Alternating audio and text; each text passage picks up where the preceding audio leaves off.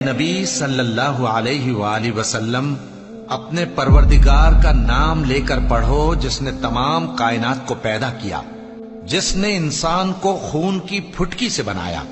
پڑھو اور تمہارا پروردگار بڑا کریم ہے، جس نے قلم کے ذریعے سے علم سکھایا اور انسان کو وہ باتیں سکھائیں جن کا اس کو علم نہ تھا، مگر انسان سرکش ہو جاتا ہے اس بنا پر کہ وہ اپنے آپ کو بے نیاز سمجھتا ہے۔ کچھ شک نہیں کہ سب کو تمہارے پروردگار ہی کی طرف لوٹ کر جانا ہے۔ کیا تم نے اس شخص کو دیکھا جو منع کرتا ہے، یعنی ایک بندے کو جب وہ نماز پڑھنے لگتا ہے؟ بھلا دیکھو تو اگر یہ راہ راست پر ہو یا پرہیزگاری کا حکم کرے تو منع کرنا کیسا؟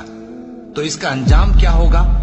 ذرا دیکھو تو اگر اس نے دین حق کو جھٹلایا اور اس سے منہ موڑا، کیا اس کو معلوم نہیں کہ اللہ دیکھ رہا ہے؟ دیکھو اگر وہ باز نہ آئے گا تو ہم اس کی پیشانی کے بال پکڑ